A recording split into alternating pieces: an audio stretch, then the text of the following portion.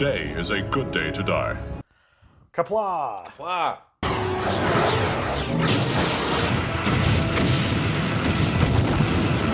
Hi, I'm Rodney Donahue, and I'm with... Jacob Gates. And we're going to start with an unboxing.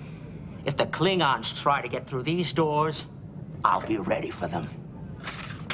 Dear Quark, I used parts of your disruptor to fix the replicators. Will return them soon. Rom. I got this as a gift for Christmas. It's from 2002. Oh, yeah, vintage. Well, and so here's the thing. I kept the trash that came with it because if I purchase, because this is season 5 of Next Generation. Okay. Right? Is it 5? Yep. Yeah. Because I got 5 and 6. This is 5. If I purchase 5, 6, and 7 by December 31st, 2003, I can get a $25 mail-in rebate. All right. Have you ever opened one of these? No. I want you to see just how like bulbous and bulky this thing is. Oh. It looks like a uniform. I like the black on top of the... This is a pain in the butt. I can tell you now. This is a pain. It's a pain. How do you do this without tearing it up? No, it's okay. Just they'll slide out. Okay. There you go. That All right. is- that So is that's neat. just to get this part out. Okay.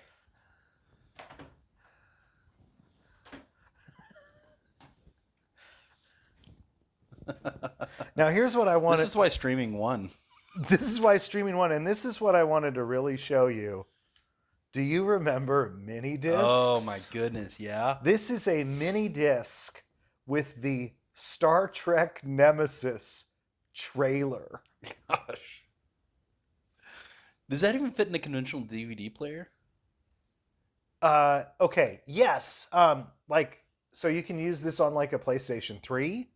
Okay. If you have one of those players that has the piece that comes up, you can set it so that it catches the middle. Or a lot of DVD players with the tray had that little part that went down a little bit. Yeah. And this sets in there. This will not work on like an Xbox. Yeah. Because I remember I have other mini discs that I had tried, and it really wanted to get lost in there.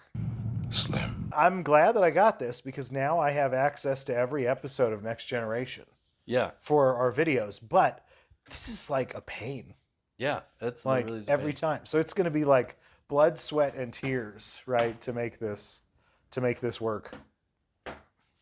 Yeah. Somebody really wants me to watch Star Trek Nemesis. I imagine that the year of the 30th anniversary of First Contact, I'm not going to make a Nemesis video. We don't have the time. We're going to do that, right? We're going to watch First Contact, right? Oh, yeah. Yeah. We did our most important episode of Star Trek The Next Generation. Mm-hmm. And today we're going to do the most important episode of Star Trek Deep Space Nine. How about you go first this time? Okay. May I speak with you a moment? Before I go, I kind of want to talk about Deep Space Nine just in general. What are you two doing? Because Deep Space Nine is my favorite show ever made. It's great. It's a great show. I love this show. I've loved it. I mean, since it was on the air, starting when I was like, 13. It's just been my favorite show for almost 30 years. What would you say is the best thing about just Deep Space Nine on the whole? I think it's the cast, the ensemble cast. You have this wide variety of characters that move in and out. Looks like you'll be hemming women's dresses for the rest of your life.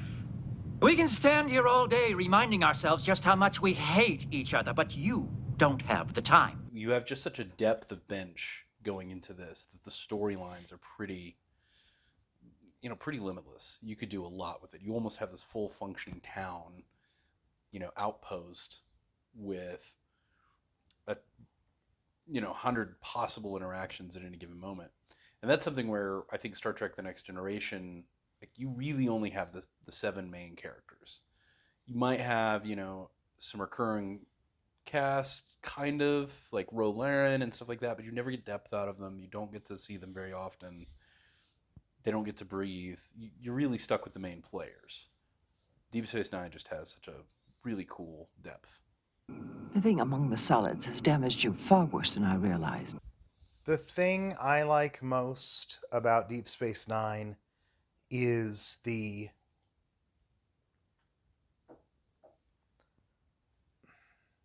consistent good storytelling. Yeah. Do you realize how incredible this is? I mean, I can turn on Pluto almost any time, and there's just a solid episode of television that I can watch for an hour. Yeah.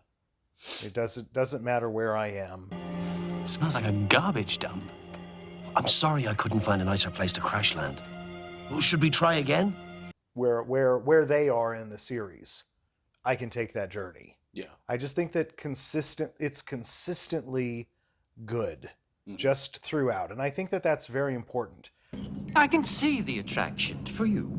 You know, I think with Deep Space Nine, you don't have the high highs that you have with TNG, but you also don't have the low lows. You have a really, like you said, it's really consistent. Yeah.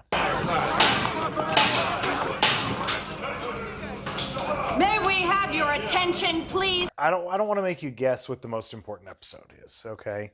But here's what I'll say. When I picked the episode of TNG, it was the 138th ranked episode on IMDb. This is the 4th rated episode Okay. on IMDb of Star Trek Deep Space Nine. Do you want to guess what it is? I couldn't even begin to guess what it is, I think, from your perspective. All right. You ready? Yeah. Some things are worth waiting for. I think the most important episode of Star Trek Deep Space Nine is The Way of the Warrior. That was my number 2. All right. Okay. All right. Do not remember asking you for advice. Just trying to help. We were more aligned on this one. I wrote a whole thing here. I wrote a whole thing. But here's why this is the most important episode. Are you ready? Yeah. If Odo learning that the founders were his people, Yeah. or the Jem'Hadar, or the Defiant were enough, they wouldn't have needed to bring in Worf. You're gonna love where I go. They wouldn't have needed to bring in Worf. You know, he changes the scope of the show. Yeah. In its entirety. That's a big reason why this was my almost my number 2. Okay. Almost your number 1. Yeah. Okay. Sorry. All right. If you are looking to start a conversation, look somewhere else. So did you watch this recently? I watched both of them to try to Okay. decide. All right. Okay. All right. So you've probably got plenty to say about this. A little bit, yeah. Great. Let's start with the beginning, okay? It opens with suspense and the Dominion, Yeah. right? They're hunting down Odo. They're looking for him. He fake kills Dr. Bashir. Right. Then we move to romance. Yeah. We move to the date Yeah. between Sisko and Cassidy, and then we get Klingons. That's right. We get Klingons. And Klingons on the promenade. And so all of the things that we're going to follow in this episode, right, are right there at the beginning. And here are the 5 things I wrote down after this. Are you ready? Cassidy. Yep. Martok. Yes. Garrick. Dukat. Gowron. Gowron. You talked about the deep bench. It's all here. Yeah, that's true. It's all here. This is a deep bench episode. This is a deep bench episode. Nice. So what? It's vile.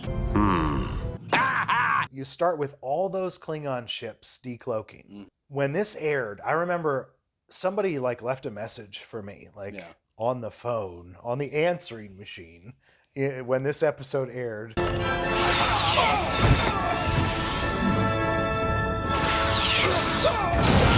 And I remember he asked if I was recording this episode.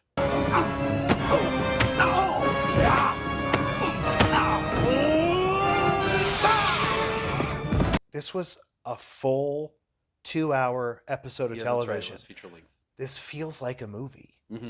More than maybe any episode of Star Trek, this feels like a movie. You got the ships decloaking. It's like the technology has finally come into play for them to be able to do not just what they really want to do, but anything they want to do.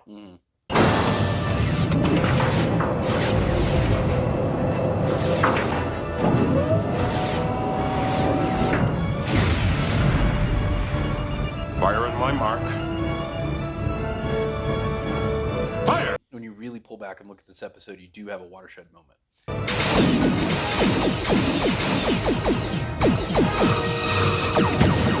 You have one instance of story, and that this is kind of the initiation of what is going to turn into, World War II in space, right? This is the Klingons' first attack at Cardassia, their breakdown of relationship with the Federation. The Klingons have withdrawn from the Khitomer Accords. The peace treaty between the Federation and the Klingon Empire has ended. The founders playing in the background on all of this and playing everybody like shoestrings. It does kind of set the stage for the coming war, where things are often big and bold. This is exactly what the founders want. Klingon against Cardassian. Federation against Klingon. And you're right, you have those characters, you have that deep bench. And ending a battle to save an empire is no defeat. We can still win! The Taylor scene, I think, is really great. It's great. It's great. Excuse me. I hope I'm not interrupting. I'd like to be measured for a new suit. Now. Right now. I think I have everything that I need. Yeah, that's right. How long before they reach their target? According to our estimates, the task force should enter Cardassian space within the hour. And it's a really fun episode. Of course, you get Michael Dorn showing up as Worf, and that's gonna. I put down that Worf is the final piece to the DS9 puzzle, and he works. Yeah, he works because on Deep Space Nine they tried Q, they tried Vosh, they tried Loxana. Yeah. Were those? I mean, were those just cameo, or were they just like one-off episodes, or did they expect those to be staples? If you look at Q in Voyager and how much of that he's in, he's got 4 or 5. That's true. I think that they probably would have done more if it went over well. And the thing is, that Q-less is not a bad episode. I am Worf, son of Moog. It's fine. It's fun, Q makes Dr. Bashir go to sleep for 3 days. Yeah. Now that you are here. But they tried this before. It didn't really work, and now, it really works. I have no further need of it. This is kind of the big thing to talk about, right? Mm-hmm. Is The Way of the Warrior the first soft reboot?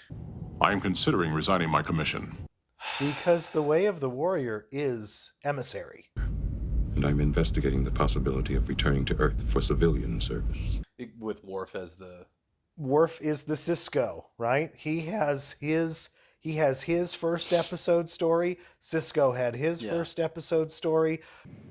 For me, it was a job on Earth, directing construction of orbital habitats. Cisco talks about his pilot. Worf talks about, his issues going on. I am no longer sure I belong in this uniform. They both want to leave Starfleet. I finally realized that it wasn't Starfleet I wanted to get away from. The structure is exactly the same. Several of the moments are exactly the same. I don't know if you remember in Emissary, there's the moment where...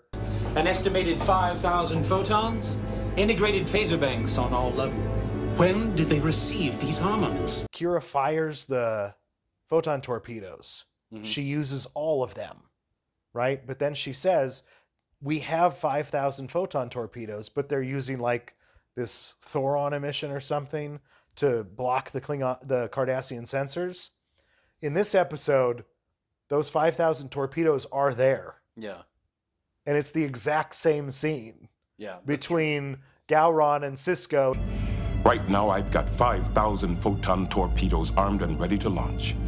If you don't believe me, feel free to scan the station. It might be... soft reboot still feels too much, but I definitely think they're intentional parallels. Okay. To create a... I think it's more than intentional parallels. It's a trick. An illusion created by Thoron fields and duranium shadows. Somehow, they have created A massive illusion of duranium shadows. What if it is not an illusion? They wouldn't have called it a soft reboot because there wasn't that at the time. Sure. But this is another episode. I did, by the way, pick another episode where the opening changes.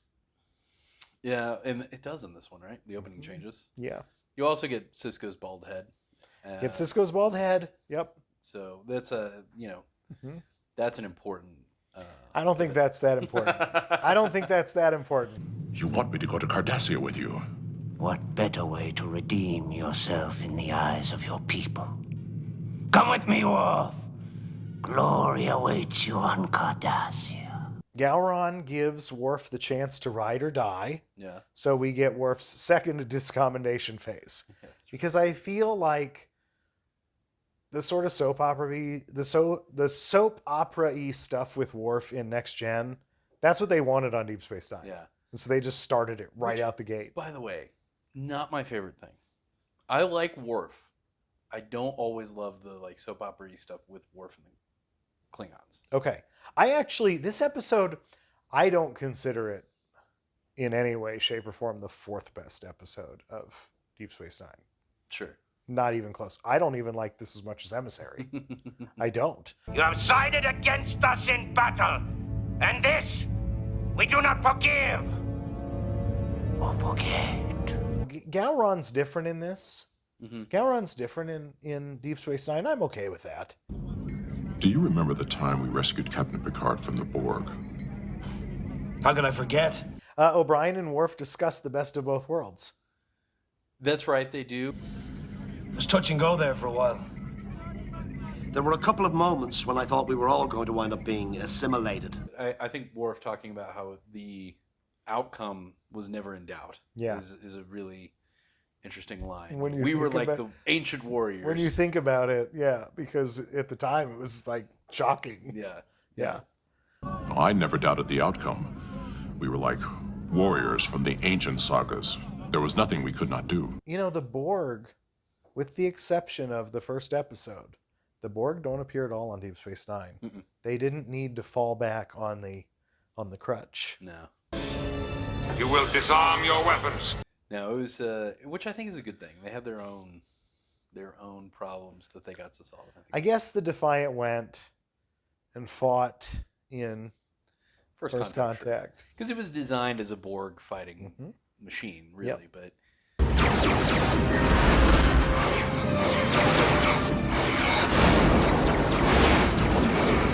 the Borg have definitely shaped the Federation and its approach to things, and they've impacted the story because it's a big event.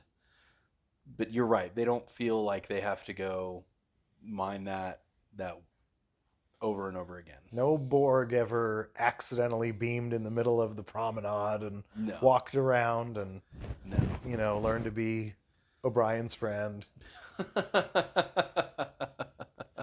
As a Federation doctor, I know you are trained to feel sympathy and compassion for those in pain. You know it would be Bashir that befriended it. He accidentally gets assimilated. It's like a reverse 7 of 9. That's right. Hugh. Doctor, actually. We are Hugh. I'm just surprised. Cassidy and Cisco kiss. It cements the love story that's going to play out for the rest of the series. That's right. Because this is really the first relationship that takes place in a Star Trek series that actually like works. They just date like normal people. Yeah. I guess our timing hasn't been too good.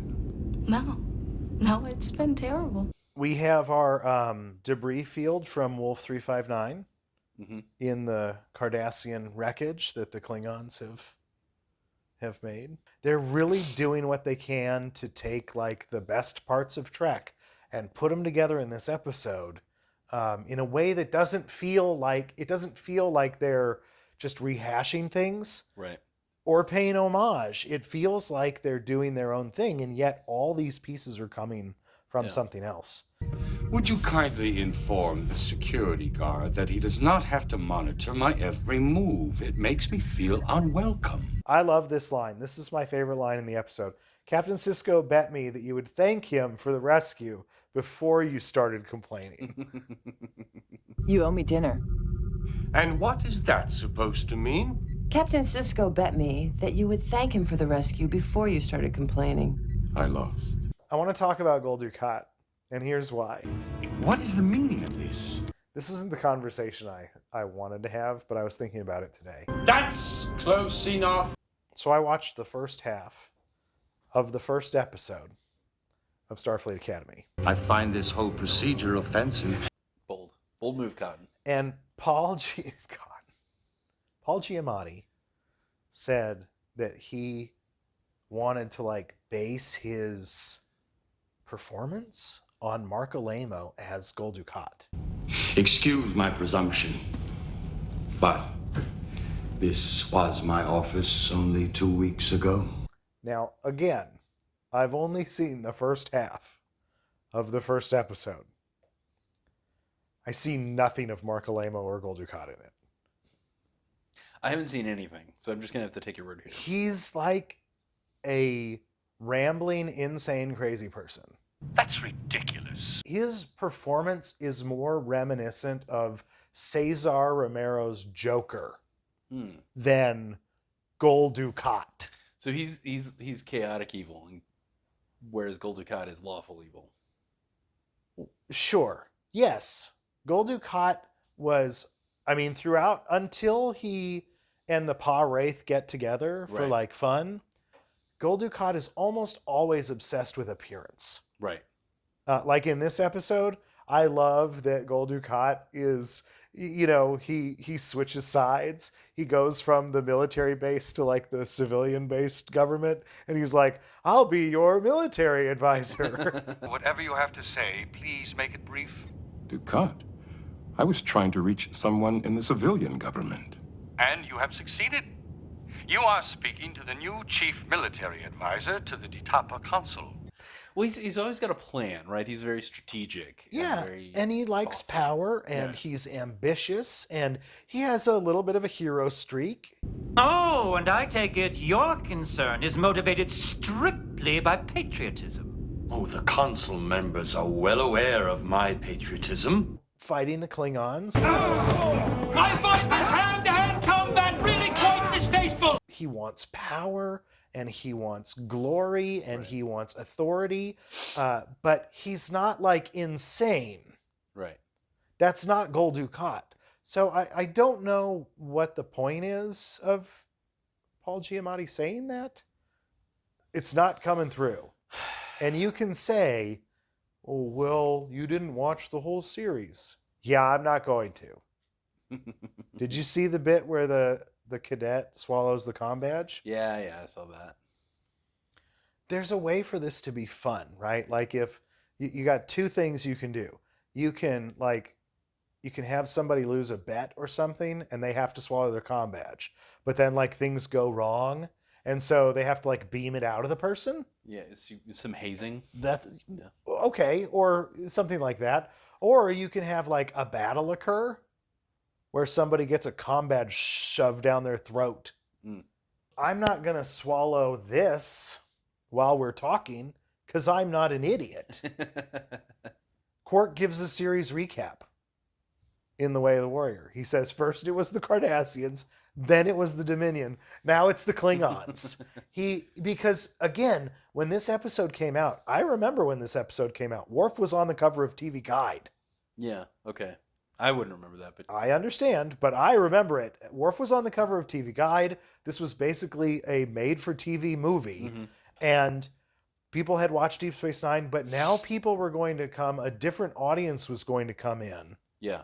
That maybe hadn't watched Deep Space Nine. Yeah. Because they were attempting to, reboot the series, Right. really. Well, and they're probably trying to migrate some of the TNG viewers who... Worf fans, yeah. Yeah. But we had talked about how Voyager was supposed to be the TNG sequel, really, right? I I don't know the timeline on this, but this has to be after Voyager started, correct? Because this is after Generations has come out and everything. So I wonder if they realize that's not working. There's no plausible way to tie TNG to Voyager, really. Well, And no, so- you can't do it unless Worf gets in some sort of unless Q brings him other than there. Q and the Borg. Remember, Q brought Riker there. Oh, that's right. That's right. Well, and you do get your. I take it back. I said something that's completely wrong. No, it's because you get okay. your Barclay episodes and your That's Barclay later, Troy episodes. Yeah. but that doesn't work though. Right. It can't be permanent. Yeah. But here's an attempt to help migrate those TNG viewers into, this other Trek property. But it works. It works, and Worf can be a stable member of the cast and bring some of that gravitas and history to the show and audience. Yes. You look good in red. It feels good. You've got both a space battle where Dukat has to get rescued, where the Defiant goes to get all the members of the Tatapa Council, and then you get back to the station and you've got your invading force. Yeah. You've got sort of an exterior battle where the station is under attack, but then they're beaming in and having actual hand-to-hand combat. I like when the Klingons beam over and the two stuntmen in Bajoran uniforms just wait to be shot so that they can perform their stunt. In this one, they're just like standing there, and then the Klingon takes the shot, and they go, "Oh!" I'm gonna do so many like triple edits. It's gonna be like. Why does Odo dodge a batleth instead of just letting himself get sliced?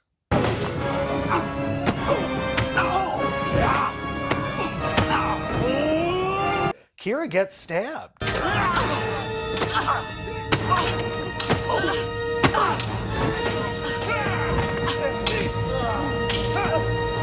I always thought that if I wrote like either a novel for Star Trek or like an episode of Star Trek, I always thought that I would write about the Nyberite Alliance.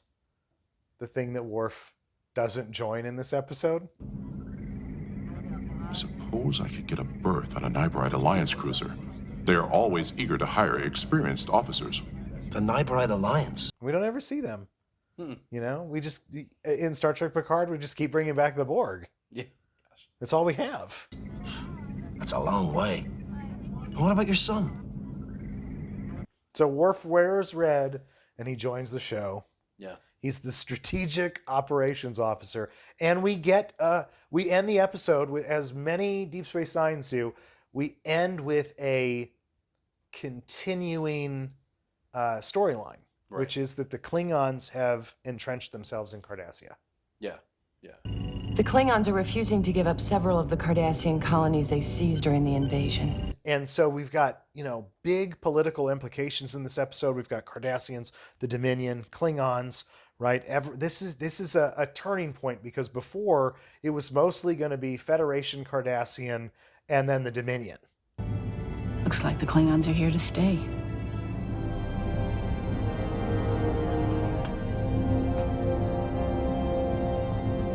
Maybe they are. But so are we. You talk about Bajor and you have Ferengi episodes, but for the most part, it was those three. Now everything's going to open up. Now that the Klingons are there, the Romulans are going to get pulled in. The Breen, talk about reaching out to a race that had only been mentioned. Run all the way to the Nyberite Alliance. So that's the way of the warrior. Yeah. And I was made you go second. You should have made me go second, since that's the one you picked. Well, it'll be better to get to your better episode, right? Hopefully. Right? But I did want to point out some episodes that I thought could also fit this bill. Yeah. Okay. And I wonder if one of them. And it might be. We'll just see. It has not always been easy for me. So here are the episodes that I thought could work as sort of a most important episode. I thought Emissary could work. I already did a video on Emissary, so I wasn't going to choose it. But it really is a great. It could work for a most important episode because they really set the show up right. Yeah. Duet, the episode with Eamon Maritza, the guy who who pretends to be the Cardassian butcher. Oh, that's right. Yeah. The Search, Mhm. where the first episode with the Dominion, first episode with, or not the Dominion, the Founders, and first episode with the Defiant. Yep. Well, let me guess. You're either lost or desperately searching for a good tailor. I put Way the Warrior. Past Tense, parts 1 and 2. If you really wanted to get into sort of the social justice aspects of Deep Space Nine, they only have a few episodes really compared to like Next Gen. But I feel like those episodes, the social justice episodes of Deep Space Nine, work better than the TNG social justice episodes. They do. I agree. Because I think the original series they were very good at social justice episodes, and TNG kind of went away from that. I think Deep Space Nine does better, even though there are only a couple. Yeah. This is outrageous! I think you could make a case for Call to Arms. Okay, which one's that? That's the episode where the Dominion takes over the station. Oh, yeah. And the Federation has to leave. That's a bold thing to do for your show called Deep Space Nine. Right. I agree.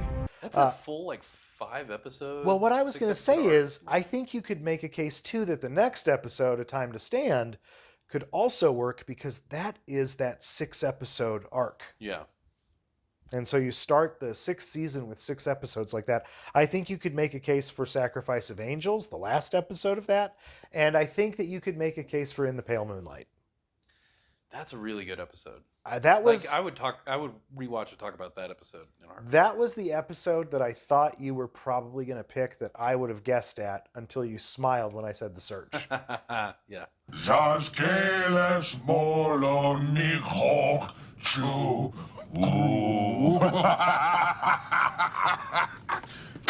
Because I thought, I was a little worried that you were going to say The Way of the Warrior. Came so close. I'm glad that you didn't, because it's not that we don't have anything to say. It's just, Yeah, I picked The Search in part simply because you have an entire new modality of the show introduced once you have the Defiant introduced. It's no longer just the Outpost and then a few, runabout episodes. They actually now have a set piece that they can get out away from the station with, and the Defiant kind of becomes a character in its own right? It becomes an important staple of the show. It's overgunned and overpowered for a ship its size. During battle drills, it nearly tore itself apart when the engines were tested at full capacity. You have this warship. The Federation doesn't do warships very often. The Defiant was the prototype, the first ship in what would have been a new Federation battle fleet. Anyway. The Defiant's great. I love the Defiant. I do too. I have the Defiant Christmas ornament. It's probably my favorite ship. But you do have the Founders becoming a real threat. You have Odo discovering that he is connected to the Founders. I think that's a really important character development moment for Odo. It changes his entire trajectory. You have an important appearance of Odo's bucket because Quark is annoying him so much because he can't melt into his bucket. And we know how important those buckets are. Those buckets are so important to the Founders. Those buckets are so important that I was watching an episode from the first season of Deep Space Nine, and Quark said, "Wouldn't you like a latinum lined bucket?" And he's like, "Nah."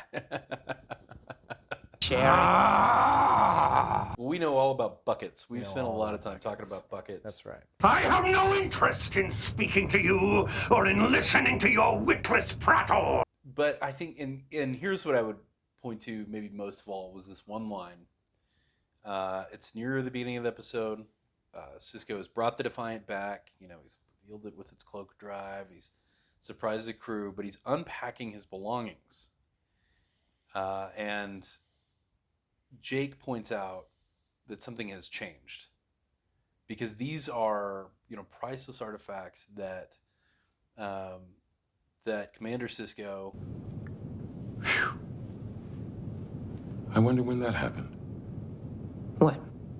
When did I start thinking of this Cardassian monstrosity as home? The way that Ben Sisko has now migrated these things to Deep Space Nine, Jake says, I knew that something was different.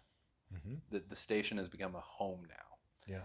And I think that line is a really interesting one in the context of the show, in that it implies some permanence. It's made it through its first 2 seasons.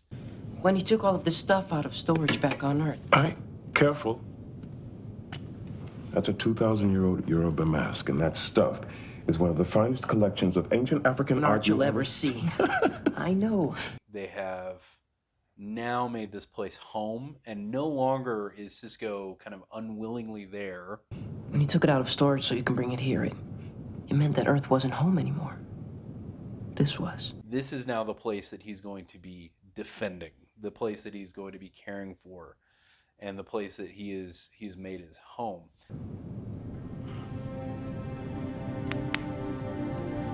So, what do you think? Perfect.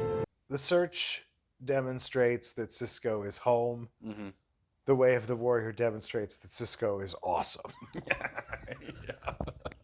That's a good way to put it. That first shot with Kira and Cisco just going down the hall with their phaser rifles is so cool. Yeah. The search is great. Communications and long-range sensors are out! What's the status of the warp drive? The starboard power coupling is destroyed! I love when there's like all those Gemini ships. They're just pummeling the Defiant. They don't even know how to fly it. They don't. It's like overpowered, and the cloak doesn't work right. And they've got that Romulan lady who never shows up again. She's never back. They got rid of her real fast. They were like, yeah, we don't want this character here. Yeah. They're like, she's like, only I can operate the cloaking device, and Cisco just. And I'm not here to make friends. This is the first Romulan that Cisco erased. It makes me wonder if that character had worked better. Would they have kept a Romulan on the show? Would that have been a consistent addition to the? I mean, to the menagerie that is Deep Space Nine. Okay, if you look at Jem'Hadar and the Search together, okay.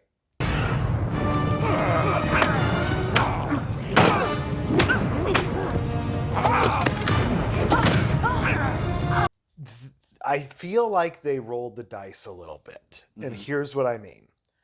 They brought in the Jem'Hadar, the Vorta, and the Founders all at once. Yeah. If you look at Jem'Hadar and the Search, the Vorta make a transition. Yeah. They're not like this refugee, super spy, whatever, undercover agent sort of things, right? They move to like science servant class. Right. We're just conducting a little experiment. What kind of experiment? To see how they'd respond to an attempt by the Dominion to gain a foothold into the Alpha Quadrant. We were curious to see how much they'd be willing to sacrifice in order to avoid a war. Like, I feel like they just wanted to make sure that it worked. Yeah. And I feel like just having the Romulan on the Defiant just didn't work. Yeah. And when they looked at, okay, this is what we've done in these across this 3-episode sort of thing, what works and what doesn't. Okay, well, we're not going to make Vorta like this. We're going to make them like this. And because we never see another Vorta like the one from the Jem'Hadar. I hadn't realized till now. I've already met one of your people. You're referring to Eris, of course. Yes, she is one of us. But what I mean is that like they were still trying to figure it out. Yeah. It wasn't quite, they weren't quite there yet. They didn't have everything set for those races. Right. Last time on Star Trek Deep Space Nine. But they mostly get it there in the Search, right? I think they smooth it out. Yeah, it's pretty dialed in by the time it gets to the Search, which they've had that season break to figure it out. You want me to go with you to the Gamma Quadrant to help you locate the Founders? See? It's not so confusing after all. But you get most of the main cast here at some level. Even Quark comes along into the Gamma Quadrant unwillingly, but he comes. There's no way you can legally force me to do this. I was laughing in the Quark Odo, show off when they had to be bunkmates. I thought that was great. This won't be so bad. Sharing. I have no interest in speaking to you or in listening to your witless prattle. I like it. I thought it was the most important episode, even though I came really close. Okay. To All saying right. Way of the Warrior. This would have been my second pick. I went back and forth between The Search and Way of the Warrior. This wasn't my idea. I'm cool with that. All right. Yeah. Kapla. Kapla. What? I'm just wondering if I have anything else I want to say about The Search. I want to know what the hell is going on. Do you like The Search? I do. Yeah. Okay. Do you like it more than Way of the Warrior? Probably not. Okay. Why? Probably not. Why? Well, maybe it's a scale thing. I like the scale of Way of the Warrior. Okay. I also like Martok a lot and Gowron as characters. I will say that when people talk about Deep Space Nine, they do typically talk about The Search as either the most important or the best episode. And I have a real problem with the best episode.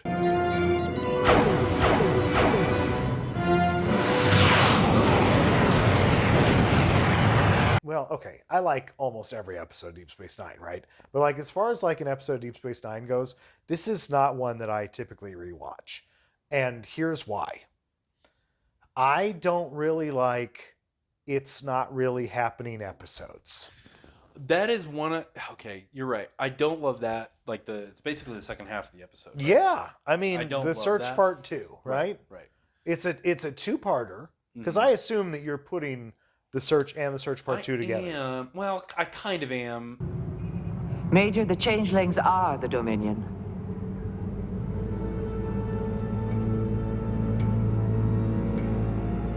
You're the founders.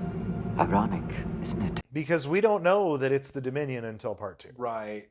I can't remember if And I'm Amazon okay broke with them up I'm into okay with two putting them separate- together. Oh, they Yeah. do, because they're two separate episodes. Yeah.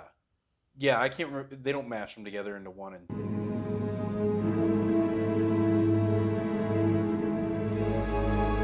have one big mega episode. I Not can't like recall. not only Way of the It's- Warrior. It's been a minute since I watched it, which I think Way of the Warrior was released as one It was. feature length. And it is, yeah. So I was mostly thinking of the first part. The Search Part 2, like, yeah, you're right. I do not love It's Not Really Happening episodes. They can't hear you. What have you done to them? Nothing harmful. We're just conducting a little experiment. It's an interesting episode. The Part 2 is interesting, but it's not. I like the Odo Kira stuff. I like the Odo founder leader stuff. Yeah. I like those things. Are you all right? The whole like we've got to destroy the wormhole thing. It's not really happening. You know. Yeah. I don't know what I would say my favorite episode of Deep Space Nine is. That's probably a different question. I mean, I do. Well, really it like- is. Yeah. It's a different question. If I'm not mistaken, this is a misguided attempt to make me feel better. I just because you like Q Who. I like Q Who, yeah. Evolution, right? We picked the ones that we like. I like The Way of the Warrior. Mhm. But The Search, I'm just kind of like, eh. And maybe I want you to see that you are still needed here, no matter what some idiot. I feel like I'm being like horrible to it. I don't rewatch it a whole lot because of that ending. Yeah. It just doesn't. I'm just like, eh. Can I speak freely? I mean, I think we talked about one of my favorite episodes of Deep Space Nine when we talked about The Wire. How could they do this to him? Well, there's lots of good episodes of Deep Space I know. Nine. That's what makes it hard to pick. But yeah. Yep. All right. Anything else about The Search or The Way of the Warrior? Not that I can think of. What I think doesn't matter. The most important episodes of Deep Space Nine. I mean, pretty much bar none, right? Like I guessed that. You and I went back and forth between the only two episodes that are like the ultimate most important episodes. I think so. We did a great job. We did. We did exactly what needed to be done. I already said Kapla, but Kapla. Well, I'm Rodney Donahue. And I'm Jacob Cates. And this has been the most important episode of Deep Space Nine.